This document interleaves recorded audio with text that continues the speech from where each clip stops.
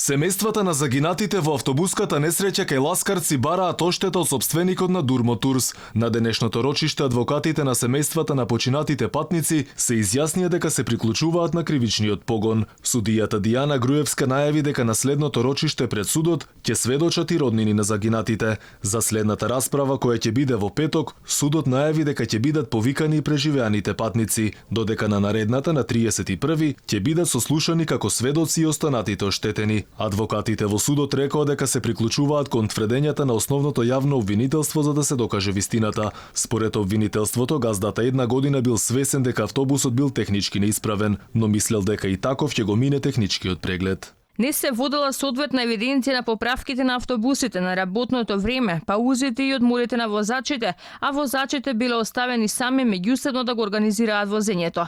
Собственикот на фирмата дозволил да се изврши манипулација со тахографот, за да не ја регистрира правилната брзина на движење на автобусот. Обвинетиот раководител на возниот парк пак давал насоки на возачите каде да го однесат автобусот за да се изврши манипулација на тахографот со цел да избегнуваат казни за сообраќајни прекршоци.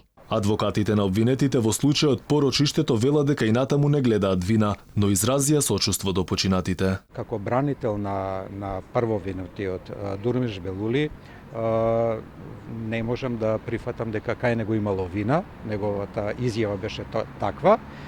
И ние сме на став дека јавното обвинителство до крајот на овој претрес нема да има доволно докази со кои што би можел да му стави било што на товар на обвинетиот Дурмиш Белули. За автобуската несреќа што се случи на 13 февруари кај селото Ласкарци, обвинети се 6 лица. За тешки дела против безбедноста на луѓето и имотот во сообраќајот одговараат сопственикот на Дурмо Турс Дурмиш Белули, возачот во автобусот и вработени во станицата за технички преглед. Инаку во несреќата загинаа 16 лица, а 37 беа потешко повредени.